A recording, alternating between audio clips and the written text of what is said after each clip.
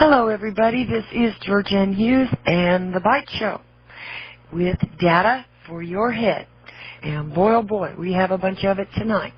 This is going to be very interesting. We're going to talk about the Bible, books that were taken out of the Bible. Was that true?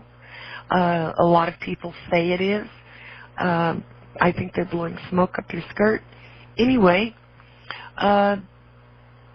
we talked a little about the DaVinci Code and what that says, and that it's a big hoax. Are there missing books? Well, we're going to find out. And we're going to be talking with Olaf Hage. Go to his website, TheTimeQuest.com. And Olaf is a premier researcher when it comes to history.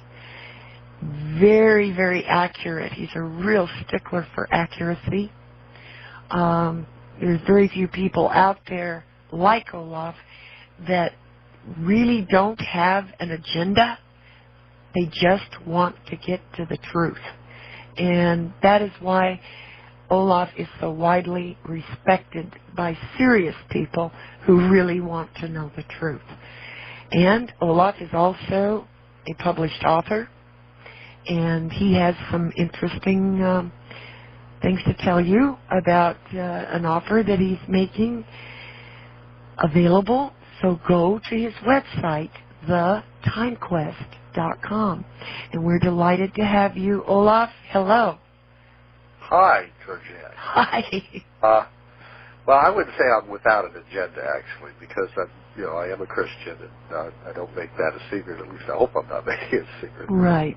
And so I think some people would certainly consider that an agenda, and I don't want anybody to think that that's not the case. So at least it's not hit anyway, at least not at this point. But I do try to make sure that my Christianity is firmly founded on facts and truth, and not on fantasy and traditions that can't be traced down or anything. And I do make a lot of effort to try to pin down precisely what actually happened. And years ago, I heard an accusation that, which the DaVinci Code book by Dan Brown repeats endlessly in various ways, that books were taken out of the Bible and books were put in the Bible, and the Council of Nicaea censored the Bible, and the church did this and the church did that, and there really isn't a Bible that you can count on anymore unless you go to Nag Hammadi or something and look at all of these Gnostic texts. Yeah. And this kind of thing. And we've been hearing that. And of course, Holy Blood, Holy Grail said this, and it's been repeated in various other venues. And in fact, this U.S. News and World Report special on the DaVinci Code that's been out on the newsstands, I don't know if it's still out or not. I haven't seen it this week, but it may still be available in some places. It says, as if it were a fact, that the church censored some books, and that that maybe even there are a couple of articles in there actually written by people who don't even believe Jesus was a historical figure. Yeah. So I think I should caution people before they buy that that what you're getting is going to be a little bit controversial, to say the least, because it doesn't really tell you the truth on every page, but what it does is it presents a lot of different viewpoints that surround this whole controversy about the DaVinci Code. And some of this material isn't very accurate, unfortunately. But that's what we're here for. We're going to try to correct the record with regard to this issue of what exactly happened to the Bible, and how did it get the way it is, and has somebody been fiddling with it. Right. Now, when we were talking about the DaVinci Code in the previous program, we did mention, if I remember back that far, that there were some early references to the Bible that were made by the Church Fathers and by various sources that confirm that the text that we have today is essentially the same text. Now, that doesn't mean that there aren't a few words here and there that are different. I have to tell you, for example, that the word "the" is sometimes found in a verse and sometimes not.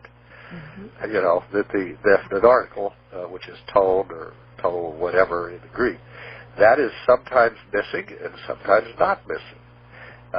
There are little, what we call subcritical iotas. There are little things that are different between one verse in one manuscript and the same verse in another manuscript. Now, part of the reason for this is because the Greek texts represented a local dialect of Greek for that particular city or region or country. And the Greek that was written and spoken in Greece was not the same Greek that was written and spoken in, for example, Egypt or Babylon, which all had Greek-speaking people, but they had a local dialect of Greek. And as time went by, those local dialects varied more and more, because after all, you know, jet planes didn't come into widespread use really until the 1950s. So you have to understand, folks were pretty isolated, and even though the Greek language they started with was pretty much the same, after a while it began to diverge, and local dialects of Greek developed. And when somebody had a Bible that was copied for use in their area, it was modified to fit their particular grammatical tendencies. And that included the tenses of verbs and the uses of the definite article, the way in which words were spelled, things of that sort. Now, sometimes we see whole verses missing or parts of verses missing. But when you look at the parts of the verse that are missing, for example, let me give you one illustration here. Suppose a verse said, and may the God of heaven bless you richly in the Lord Jesus Christ and in his Spirit. Amen. Okay? Now that's the kind of thing that Paul would close his epistles with. Well, you might look at a different copy of the New Testament in which it says, and may the God of heaven bless you richly in Jesus. Amen.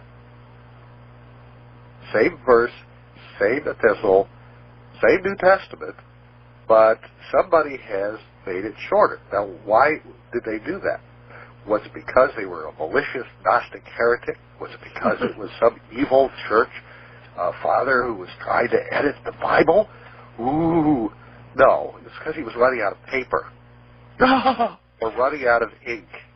Or because the guy who asked him to copy it didn't pay him enough, so the scribe said, well, I'm going to do an abridged version.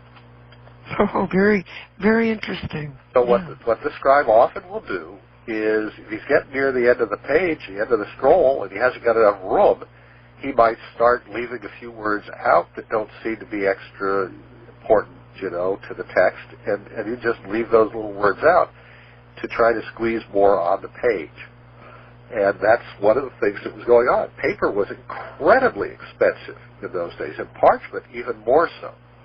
And they just simply didn't have it. They didn't have any paper. You couldn't run down to a local parchment store and say, hey, Lucas, I need some more parchment. It didn't work that way.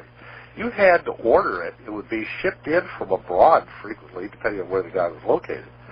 And, you know, if he ran out of parchment, remember, a New Testament was a big book for those guys. That was one of the longest things they ever had to produce, was a New Testament. In fact, a lot of the New Testaments were divided into two parts, the Gospels and the Epistles, which included, well, it depended. Sometimes the book of Revelation was stuck on to the Epistles. Sometimes the book of Acts was stuck on to the Epistles. It was arranged in pretty bizarre ways based upon how much paper they had when they did a particular portion of it, or how much binding they had available to put it all together. Binding large books was unusual in those days. They couldn't do that readily. That was a special art. Most of the books were fairly small. That's why you'll notice that they'll find a collection of the Psalms, or they'll find some other smaller unit of the Bible put together as a separate book.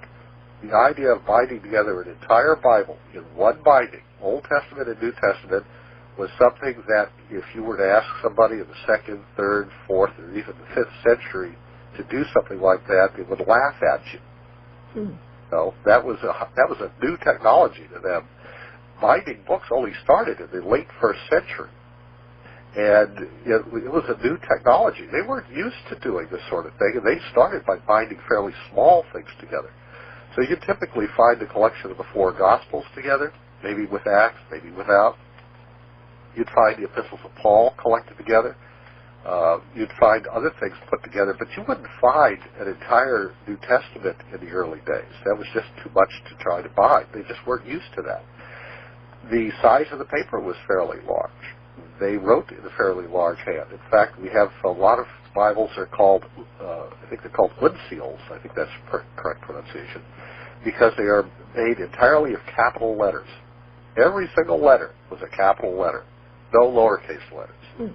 And then they have those that are upper and lowercase, and I forget what they're called. But anyway, they had different styles of copying.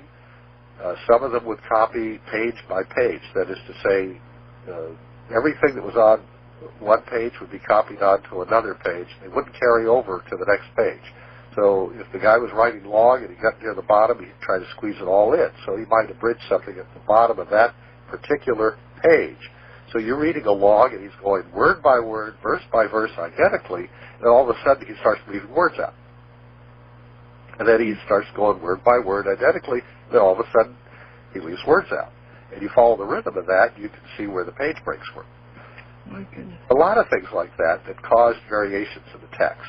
Sometimes a scribe simply was losing his eyesight. They didn't have glasses. And, you're trying to support a family, you're 35, 40 years old, your eyes start to go bad, you don't have glasses. Do you start telling people, well, I'm a professional scribe, but I don't see too well, but I'll be happy to copy something for you? Yeah. Don't tell people you can't see well. You're trying to fake it. And so a lot of these guys, literally, they were losing their eyesight. They didn't tell their client that they were losing their eyesight. They tried to copy the book anyway, and the New Testament often has a lot of repetition in it. Paul has very similar endings in some of his books. He even repeats them. I think in the book of Romans, he's got 4 endings there. So a lot of the times these guys get kind of confused. I mean, did I already copy that? That sounds familiar. They get confused. They're looking back and forth. There are many passages where we see that the copyist has copied words from preceding verse or preceding line because he lost his place. That's quite a common feature of these actual hand-copied manuscripts. We didn't get to the printing press until the 15th century, till the middle of the 15th century, in fact. And so we have a long period of time here where there simply are no reliable printed copies, and even the printed copies aren't all that reliable. They had errors in them. The famous Breach's Bible is a good example of this. They had errors that had to be corrected in later editions. The beauty of a printed Bible is that you go back to the typesetting and you find the error and you correct it, and everything else stays the same. The correct part doesn't have to be redone. And that's what they were doing, is they would have a block of type, and they would set it in a rack, and then they would take it out of the rack, and they'd find the part that was in error, and they would replace it, and then they would put it back in the rack, and then when that book was printed in a second or third edition, everything that was correct in the first edition would remain intact, and the errors that had been found would be corrected, and hopefully the second edition would be good, but usually they found some errors in the second edition and so forth. And they would just gradually correct them, so that the latest edition, not the first edition, is the best edition of these early books, because they would go back and revise them and perfect them.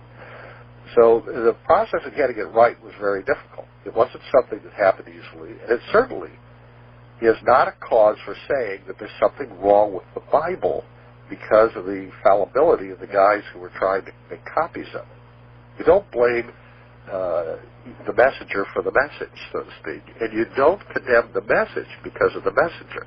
Right. So this is one of the problems that we've had with the DaVinci Code and the other critics, who make totally false statements. First of all, like the DaVinci Code claims there are 80 Gospels besides the 4 Gospels that we know that were censored out of the Bible by the church councils of the Catholic Church and the Vatican and so forth. Now that's just a total lie. It's not true. There's not a word of truth to it. And yet these statements are made, and people think that, well, you know, he claims that this stuff's historically accurate in his novel. Yeah. Well, he's not a theologian. He certainly didn't do any real research on this subject, because if he had asked anybody, he would have found that scholars only claimed 30 other Gospels, not 80. So he knocked 50 off his number right away. And of those 30, many of those are essays or collections of sayings and verses. They're not really what we call a gospel. It's not a story. It's nothing like what you see in the New Testament. You wouldn't recognize it as a gospel if you saw it and somebody said, well, is this a gospel or not? You'd probably say no. But the scholars call it gospel because somewhere in there is some fragment of Jesus saying something or something about Jesus. Take the Gospel of Mary. Now, this actually takes place during the period of the book of Acts, after the resurrection of Jesus. And Mary Magdalene is talking with the apostles. It's just a couple of pages. It's not very big. It's just a fragment. And in there, she's making some statements, and the apostles are making some statements. It's basically a dialogue. There's not a whole lot going on. They're talking about the good old days when Jesus was around. And the comments are clearly from a very Gnostic, philosophical viewpoint. It's obviously a very late text. It has nothing to do with Mary Magdalene. I mean, she didn't produce this. It's not a gospel by Mary Magdalene. It's a late text putting into the mouths of the apostles and Mary Magdalene Gnostic philosophy from probably the 3rd century, maybe the late 2nd century at best. So, but this is, and I'm giving you the scholars' datings for these things. So this is clearly not an apostolic text. Well, maybe we do have some apostolic texts. Let's see. There's something called the Gospel of John. Now, the Gospel of John is attributed to John the Apostle. And guess what? We have a copy of part of the Gospel of John, a fragment of it, that has survived from the very early 2nd century. Now, you know that John lived to the beginning of the 2nd century, so here is a copy of the Gospel of John that was made within a few decades at most, no more than 2 to 3 decades after John died. And that's the most liberal scholars will admit that this fragment comes from no later than about 125 AD. So that's within 30 years of John's death.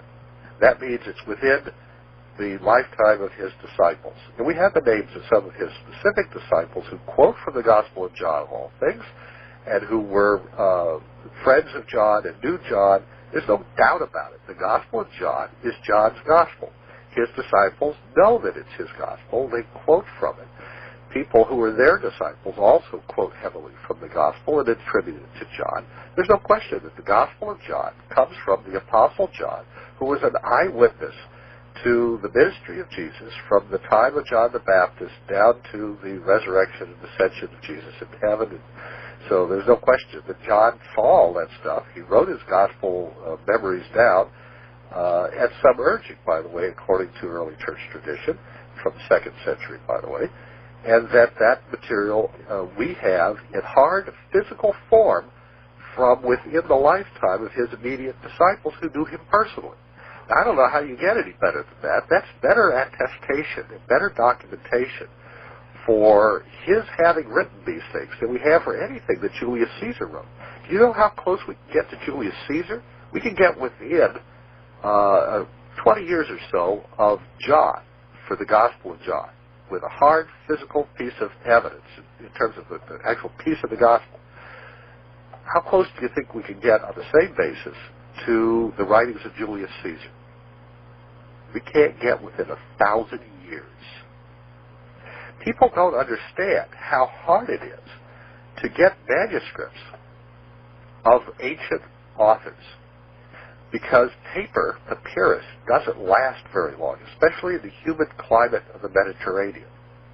Plus, you had all those Muslims running around the Middle East burning books, which, by the way, was their main activity besides killing women and children and putting a sword to people's throats and forcing them to convert, castrating little boys, and sodomizing. that was the main activity of the Muslims prior to the Crusades, when finally the Christians got fed up and tried to do something about it. The fact of the matter is that the original copies of Julius Caesar's writings, the ancient Greek playwrights, Plato, Aristotle, all that stuff, the manuscripts just didn't survive very well. That doesn't mean we lost the books. We had the books because scribes would copy them, and they would replace the copies as they started to wear out. And guess who was copying all of those books in the Library of Alexandria when the Muslims took over the town? The Christians. Since we're in the book preservation business, copying the books of the Library of Alexandria, those that had survived the various fires that had occurred. And they were trying to preserve, none of which they had set, by the way. One was done by the Persians, and another one was done by the Egyptians, both of them prior to the 4th century. And they had wiped out a lot of the books in the library. So when you come down to the 6th century, and the Christians are trying to keep these books going, the Muslims come in and say, "What are you doing? You're putting pictures in these books." You know, they like to illustrate the books by hand, little color pictures. And they said, "You can't do that. That's against the commandment of Allah." So they tossed these books on the fire. They burned them. And so any books that were illustrated like that were thrown out. Now, fortunately, Aristotle wrote some philosophical treatises on things like logic, which didn't have any illustrations because you can't really draw a picture of logic. So Aristotle's work on logic, for example, and other philosophical works like that, and other things that you couldn't illustrate, survive. We still have those because the Muslims didn't burn them. They didn't have any pictures in them, so they didn't burn them. And they preserved those texts, and some of them found their way into the libraries in Spain after the Muslims conquered Spain. And when the Spanish took over that part of Spain that had been conquered previously by the Muslims, and they took it back, they found these books of Aristotle and so forth, and that's why we have Aristotle today. It's very difficult to preserve a manuscript from the ancient world down to our time. It's not something that happens easily. The Nag Hammadi manuscripts come from Egypt. They were found from a cache. They were found in 1945, right at the end of World War II, from a cache that had been buried, they think, in the early 5th century. Now, some of the manuscripts in there are thought to date from maybe 300 A.D., right at the end of the 3rd century, the beginning of the 4th century. One of these is the Gospel of Thomas. Now, the Gospel of Thomas is in the Nag Hammadi texts as a Coptic, that is Egyptian language text, okay? Written down in, like I say, probably the early 5th century, maybe the late 4th century, somewhere around there. But the original is in Greek from around 300 A.D., maybe a little early, okay?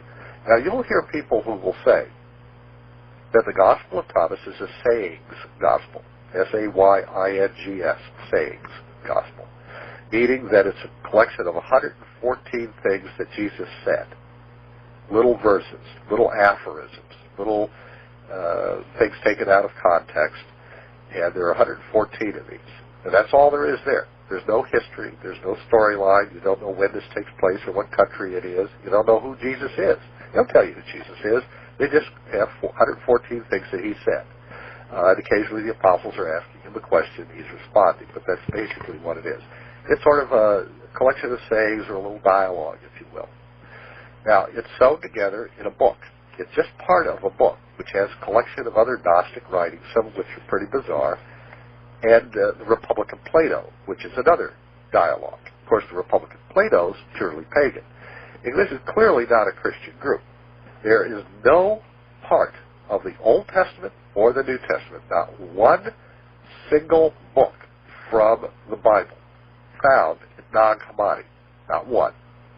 Nor is any book at Nag Hammadi ever found bound together with any part of the New Testament or the Old Testament. There's no connection between them. These are two totally different groups of people, two totally isolated sets of writing. The New Testament and the Bible, the Old Testament, the New Testament, is the Bible is one group of literature. There is never any connection between that group of literature and the stuff found in Nag Hammadi. They're totally separate. That doesn't mean the same person might not have read both, but they were never bound together as a book. They were never part of the same book. There are no Gospels, so-called, any of these other 30 Gospels, some of which are obviously just essays or other kinds of texts, that were ever found bound together with the New Testament. Not just the Nag Hammadi material, but no other Gospels. Just these 4 are the only ones that we ever find bound together with other New Testament books. Even Marcion, the heretic in the 2nd century, the only Gospel that he used was Luke, and he didn't use all of that. He decided what he wanted and liked about Luke and what he didn't like, so he censored that, which epistles of Paul he liked and didn't like, so he censored that. But he didn't add any Gnostic Gospels or any other outside Gospels. And the pagans themselves are the best evidence of all, because in the 2nd and 3rd century, they attacked the Christians, they attacked their Gospels, and guess what?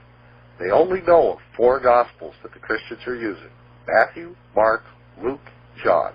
Oh. Gospels they quote, they call them Matthew, Mark, Luke, and John. Their quotations from them are the same text that we now use today. Amen. You can't get any better evidence than that. When your worst enemy gives you the same exact evidence that the text itself shows, that the early church shows, you can't get better evidence than that. It's confirmed, confirmed, confirmed. Right. So all of a sudden, we get these people who hate Christianity, probably because there are connections of homosexuality and pedophilia and so forth, who show up in the 19th century and start attacking the Bible in the Theosophical Society and their followers, and the Nazi Party in Germany and the fascist movements. And then in the post-war period, we have this fake Priory of Zion thing that was set up in the 1950s by Pierre Plantard as a hoax to try to make himself the King of France. Finally confessed to it in 1993 under oath on the witness stand in a court case. And so all of this stuff is phony. It's all fake. It's all fabricated. It's all coming from people who who are either promoting some kind of Eastern religion or witchcraft, or they're trying to promote Nazism. They're almost all anti-Semites. They hate the Jews. They're delighted in what Hitler was doing in the Holocaust, many of them. And this is the heritage that then is the supporting foundation for books like Holy Blood, Holy Grail, the DaVinci Code, and all of these things. I can't imagine why anybody in his right mind would want to base their novels and their reputation on this kind of garbage. But they do. And it doesn't have sound factual foundation behind it. And the evidence that they're putting forth isn't true. It didn't happen. We'll talk about the Council of Nicaea next. That's an interesting story. Oh, my, yes. Yes. Hold on, everybody. We'll be right back. Is your flu on? Okay, everybody. We're back. And this is a really hot topic. I know, Olaf, we hear on these late night talk shows, of which we won't name any, people that are, they're purported to be these big wig scholars, and, they've been to this seminary, or they have this credential or that credential.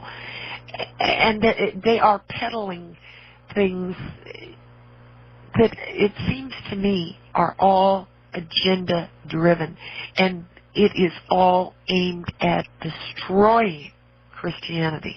And people that are on the fence, that are just Christians in the lightest sense of the word, can be persuaded or swayed, or cause people to question their faith. I really believe that is what all of these authors and speakers are all about. That's their agenda. Well, maybe. I know a lot of them are. There's a very large number of these people now out there. But when we say scholars, we have to be really careful. Well, I'm talking about these self-styled scholars. Yeah, you've got to look at what their degrees are actually in. Well, even, So, yes. But even so, some of these people have degrees, and they, they're following this We Hate Christianity agenda. well, Dan Brown, the author of the DaVinci Code, has a degree in art history. Yeah. Some of these other people have degrees in other things. And sometimes it sounds like they get, a degree in divinity or theological studies and so forth. But then you look at the institution, and it's some weird Gnostic cult group. And, I mean, their degrees are not real degrees in the sense that, they didn't go to Princeton and get it. They didn't go to Harvard and get it. But there are Harvard and Princeton or other theologians who do say some things that are pretty pretty scary from a Christian standpoint. However, if we look at what is actually behind these statements and look at them carefully, we find that they don't really say what they sound like they're saying. Right. For example, you will hear sometimes that people will say that the Gospel of Thomas is an early gospel written in Aramaic from the 1st century and predates the other Gospels. There's no truth to that. It's absolutely false. We've got the Gospel of Thomas from the 5th century. We have 3 tiny fragments in Greek from the original Gospel of Thomas from around 300 A.D., and we don't think it was written much earlier than that. Mm-hmm. What a scholar might say, who is anti-Christian and trying to do his best to spin it, okay, he's putting spin on it now. Right. He might say something like this. He will say, well, the Gospel of Thomas is a sayings gospel. It's a collection of sayings of Jesus.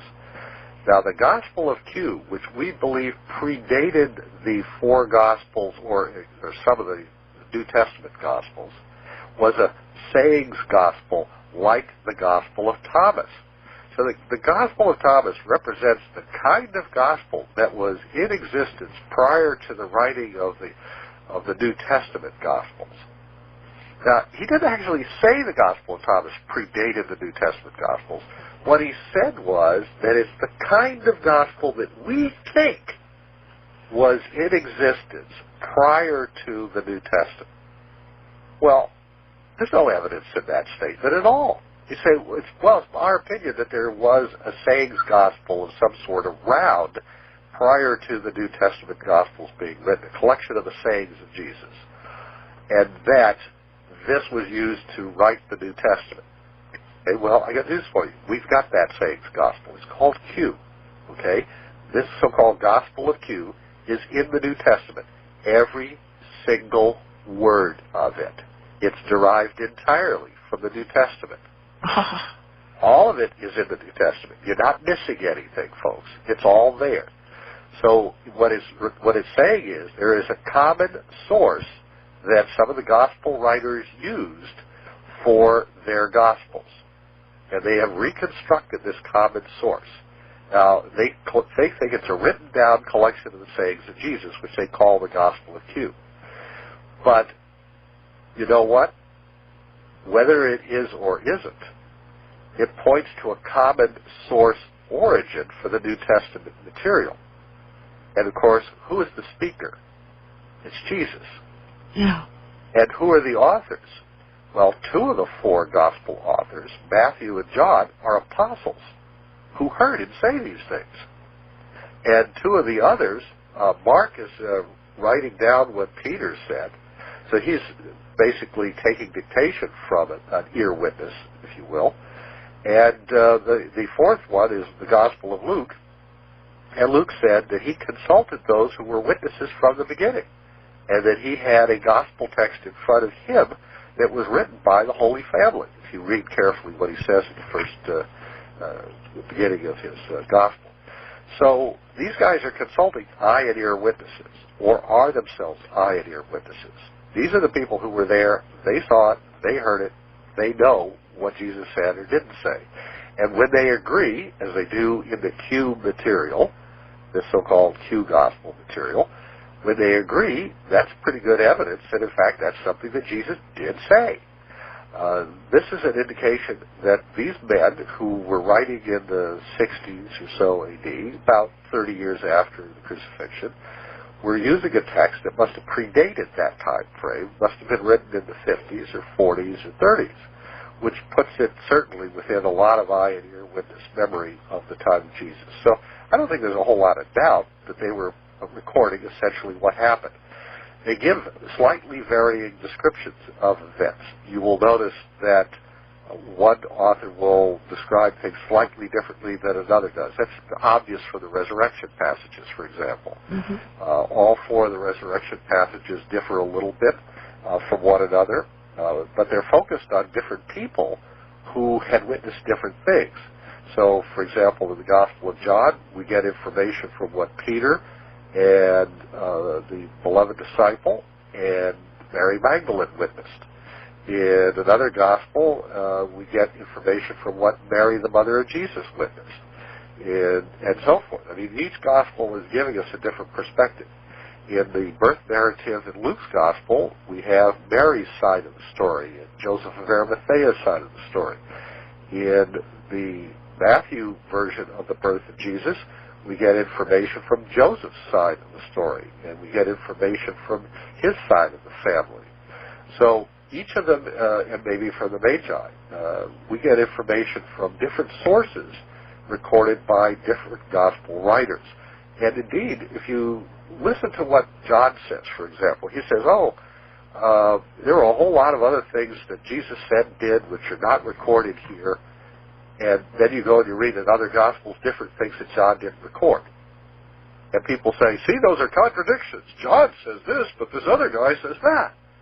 Well, that's not a contradiction, just because he's recording different things that Jesus did from what the other guys record. And he tells you that that's what he's doing. Or look at Luke, who says, well, a lot of other people have tried to write Gospels and stuff, so I thought I'd put my hand to the task and see what I can do. So he's telling you right there, well, my version's going to be different from what other people have written. But he didn't mean that meant he was going to contradict what they were saying. He's just going to tell different stories. And he does. There are parables in Luke that you don't find in the other Gospels. So, and other material that he records that the other Gospels don't have. He's the only guy to tell us about Zechariah and Elizabeth, for example. So clearly, each Gospel writer is giving us material from his particular sources. If he was faking it, he would draw from the other Gospels for his material. So, go to the 2nd century, and we get the Gospel of Peter. Now, Peter didn't do this. Peter's been dead for at least 50 years when this thing was created. But it's called the Gospel of Peter. It's attributed to Peter. Now, what did the person do? Well, he went back to the Gospel of Mark, and he went to some other material, and he rewrote the New Testament material. There's nothing in there in particular, maybe a detail here and there, but almost all of it can be found in the New Testament somewhere. But notice the difference when you're looking at Matthew, Mark, Luke, and John. You get material the others don't have. Whereas when you look at one of these guys who's trying to fake it, he has to draw all of his material from the New Testament. There are epistles like that. There's something called the Epistle to the Laodiceans. Now, I don't know if it's genuine or not. Paul refers to an epistle to the Laodiceans. He says he wrote one. We don't have it. But there is a text out there that's called the Epistle to the Laodiceans. And we can read in it all kinds of interesting things that sound just like Paul. Do you know why they sound just like Paul? Want to guess? They sound just like Paul because they are Paul. What the author of, and it wasn't Paul, of the Epistle to the Laodiceans did was he cribbed verses from Paul's other epistles and just strung them together to create the Epistle to the Laodiceans. And this was a common technique. People wanted to claim that they had found something because, Christians would buy it, the church would honor it, and somebody would get a reward. Oh, look what I found. And it's still going on. I mean, when somebody digs up a new manuscript, a new fragment of text that happens to mention the name of Jesus, they immediately, the scholar who finds it, or the archaeologist, dubs it the Gospel of, and then he has to find some name that sounds biblical to stick on it. So even though it's not called the Gospel of Philip, he calls it that, or the Gospel of Mary. He sticks that name on it because that's how he gets some credit here. That's how he makes it sexy. That's how he becomes the scholar who found the gospel of, who struck John.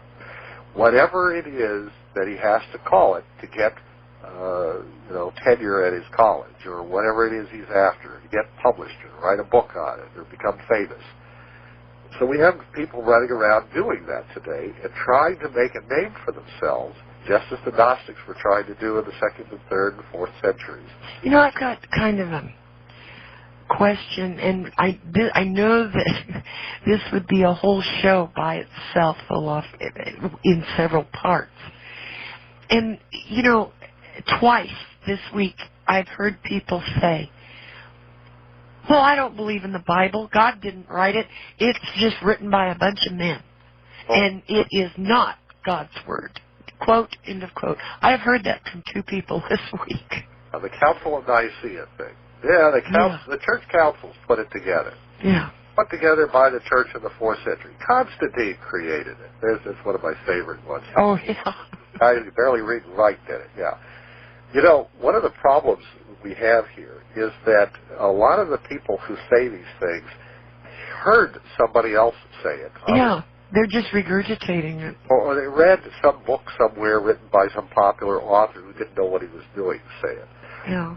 Thought that they remembered some guy in a book say it. I heard a guy on the radio. Millions of people were listening when he said this, because it was a big radio show. And he said that the Council of Nicaea had edited books out of the Bible, and wow, and of course this has been picked up and repeated by all kinds of people since he said this. He said this back in the 90s.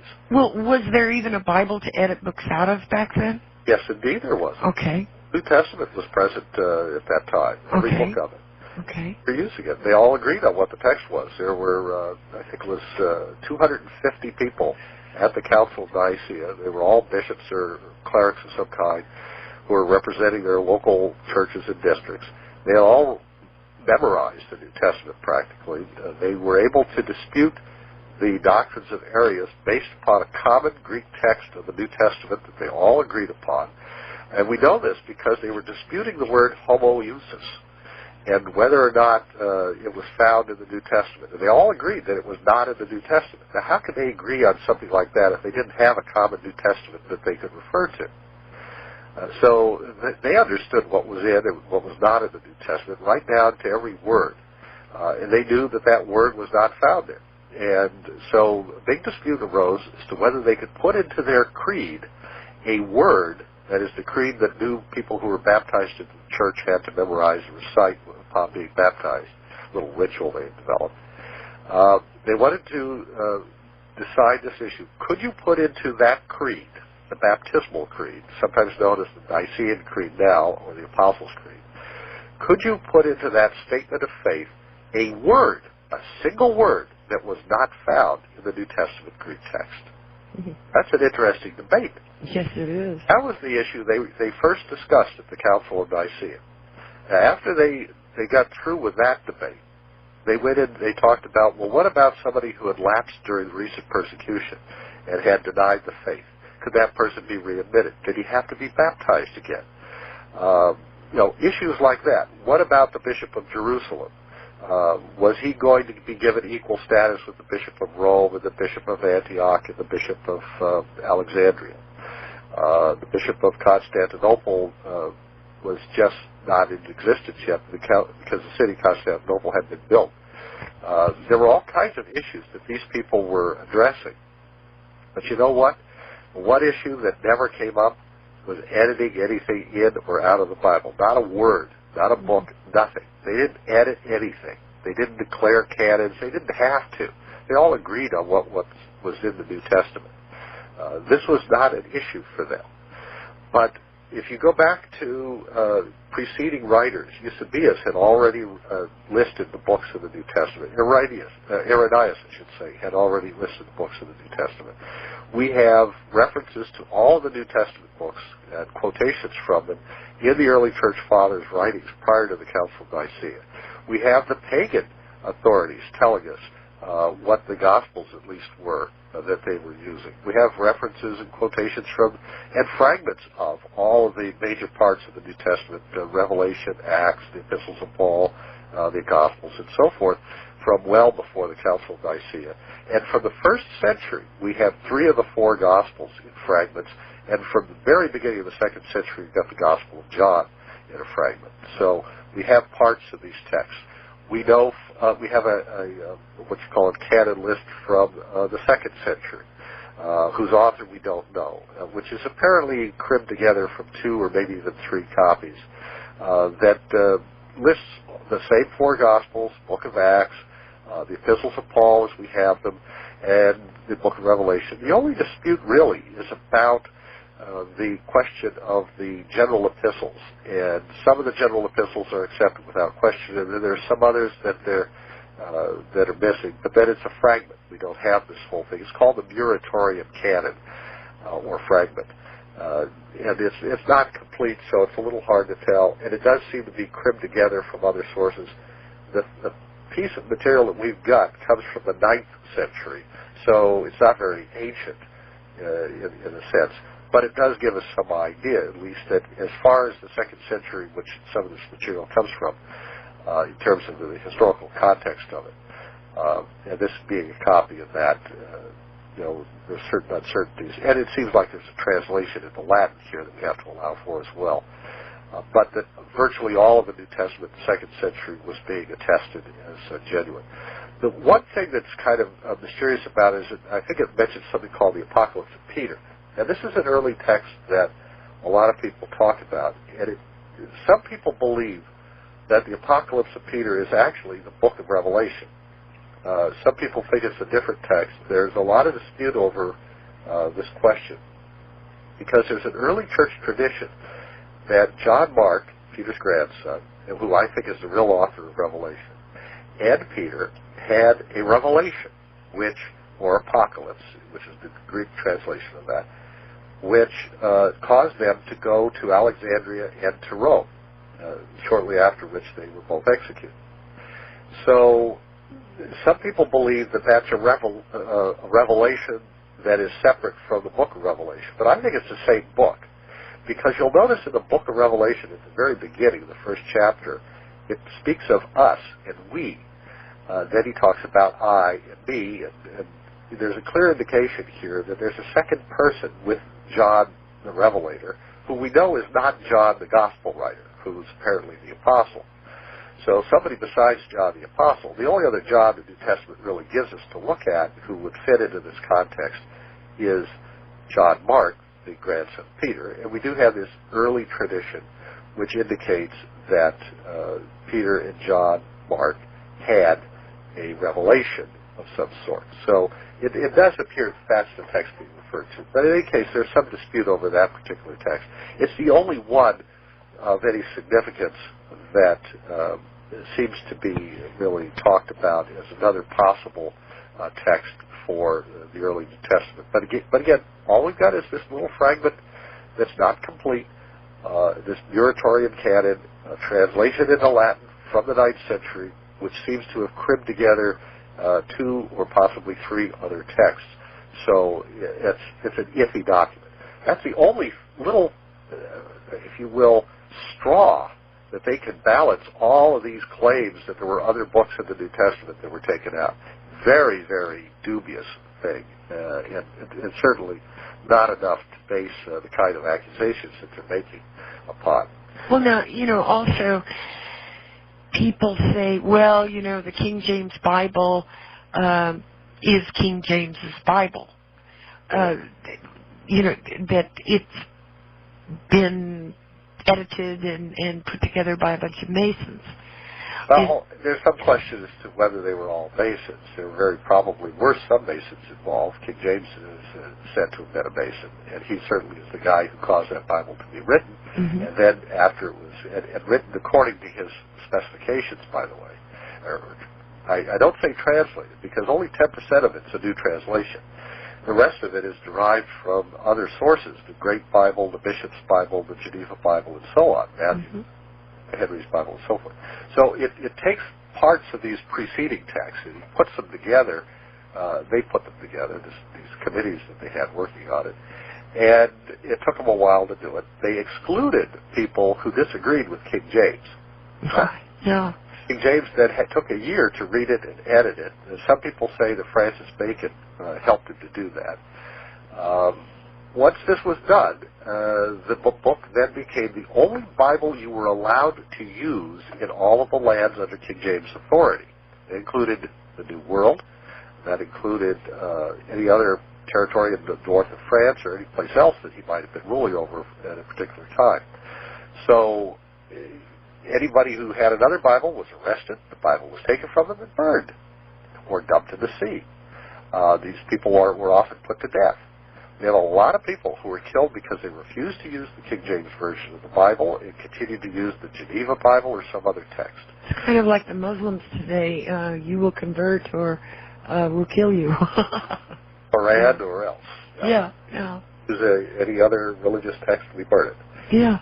That's basically a Muslim mentality. And of course, as I say, there's a connection between the Muslims and the Masons. And it's not surprising that a guy with who's at least this Masonry has been attributed to, like King James, might have been thinking along those lines.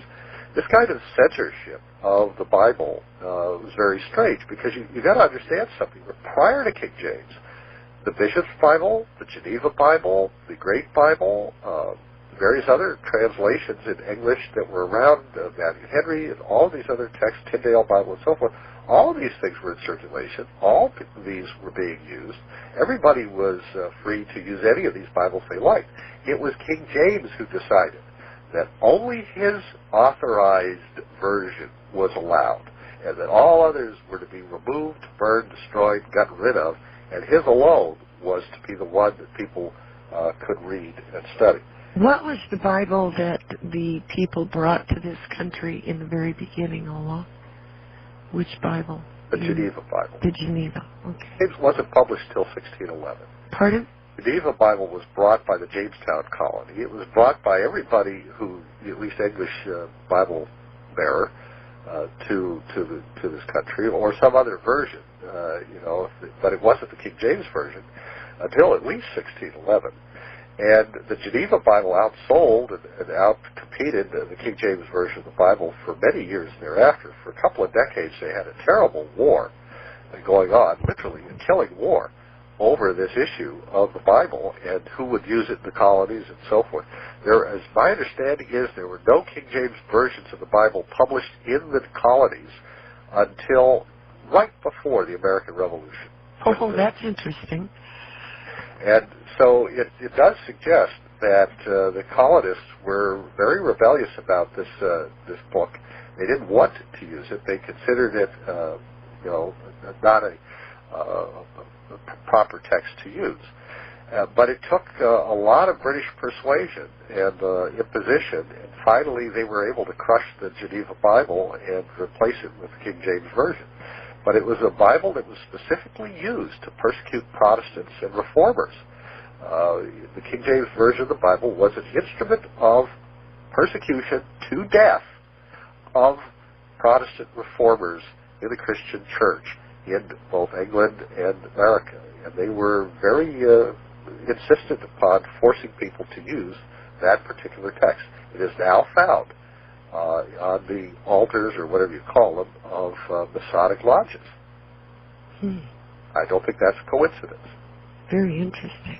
So, eventually they drew up lists of all of these phony books that people were peddling to try to make it clear to people that these texts that people were peddling, these, Gospel of Thomas and all of this other material that was floating around, the Nag Hammadi type material, that this stuff wasn't real, that it was faked, that hoaxers had put it out.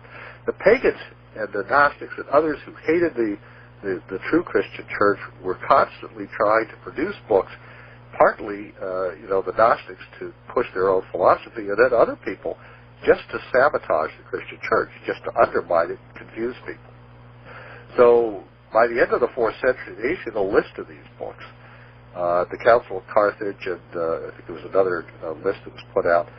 to make it clear to people that don't fall for this stuff. They had to do the same thing we're doing right here tonight, which is to make clear to people, no, this stuff is fake. It's late. It has nothing to do with the apostles. It was written centuries later. It's not genuine. This material is nonsense. It was never part of the Bible, and you never find a part of the Bible really bound together with these guys' books, because these guys are just hoaxers and people peddling a wholly different type of religion than the original apostolic Christian teaching.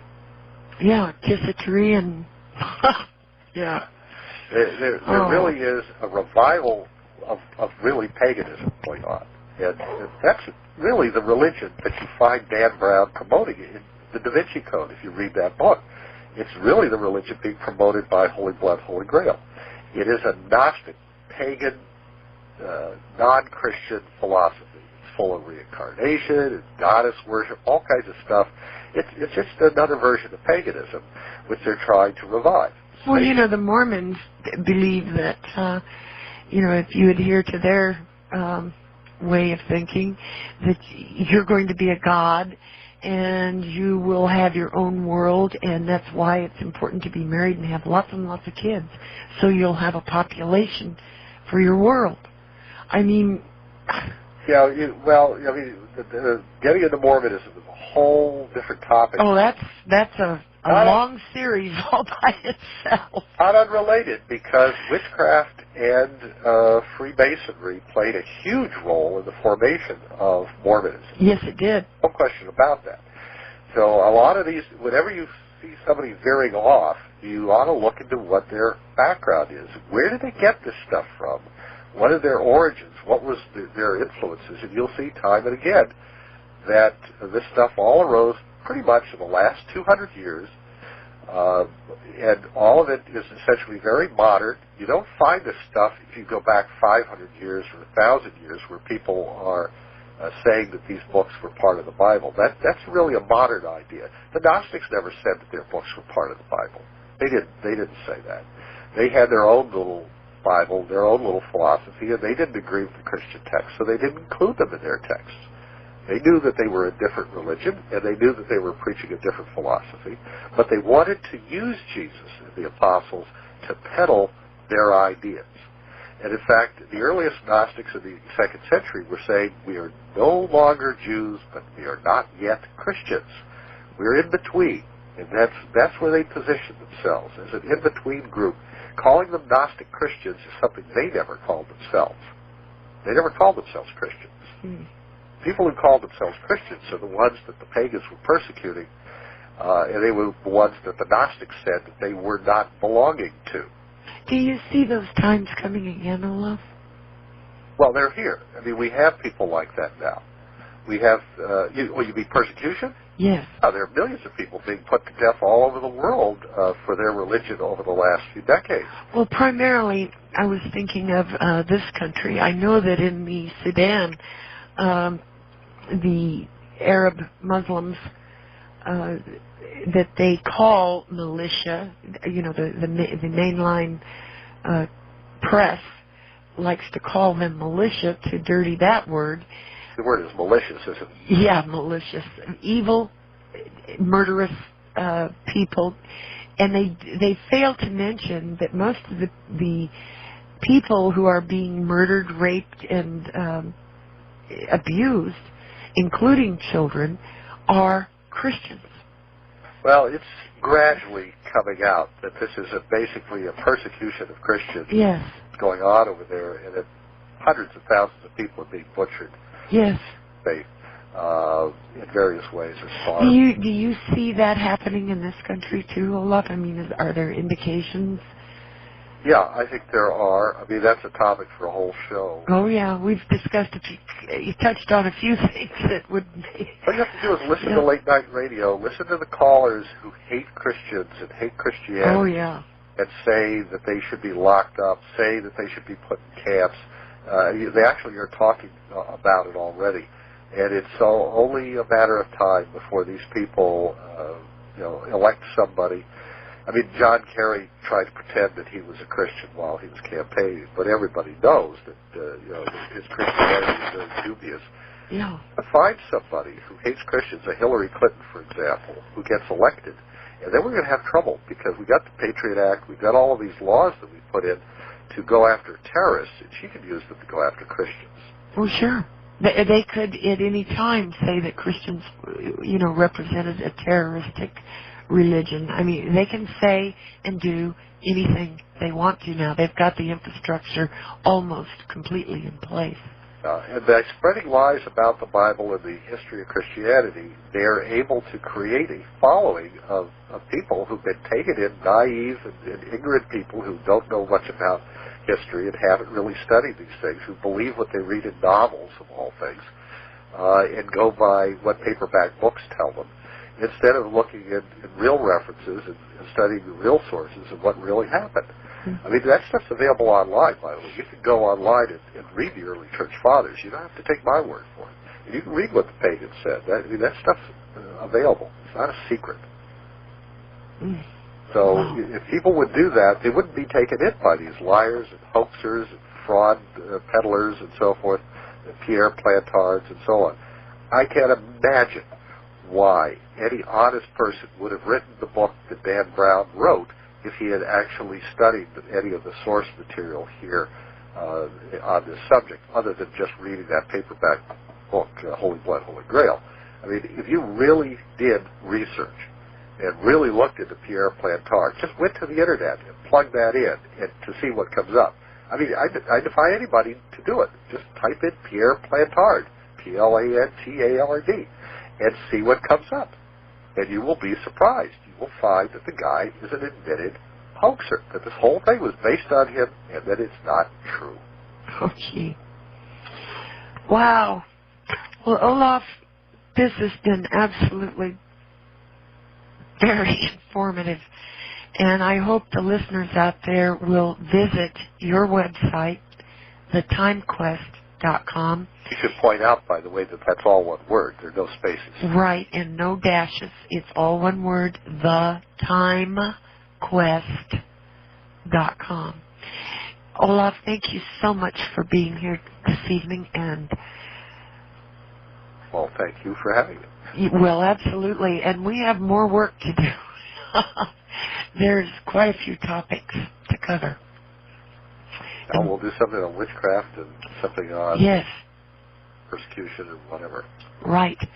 And there's some things about the end times, the book of Revelation, that we will be covering too, I imagine. So, folks, get in touch with Olaf. He has some absolutely, I'm telling you, his writings, his books, his tapes, you just must read and listen. There's only a handful of copies, by the way, of The Secret History of the Bible, at least the first edition. Oh, boy, is that book a zinger or what? Wow. Volume. There's only a handful left. How can they get that? Well, email me at petragrail@yahoo.com, P as in Paul, E, T as in Tom, RAGRAIL @yahoo.com, Petragrail, all one word. And, let me know that you want it. The prices has gone up because there's just a handful of copies left. And basically, it's first come, first served, and almost best offer at this point because we got less than 10 copies. And anybody who is interested, you really, you need to take seriously getting a hold of this because it's not something that's going to be around much longer. We sell a couple copies a month or so. And there are very few copies left, and I really think that I assume there'll be copies by the time this airs. But if you want a copy, please email me. It's going for it has sold for $50 for the set, approximately $44.95. I just raised the price a while back, but I would suggest to you to contact me immediately and lock it in if you want it. Right. So there you go, and it's time to say goodnight. And everyone, take care. God bless you, and God bless you, Olaf. You too. And we'll be back soon, folks. This is Georgianne Hughes with The Bite Show, and my guest, Olaf Hage, signing off. Good night.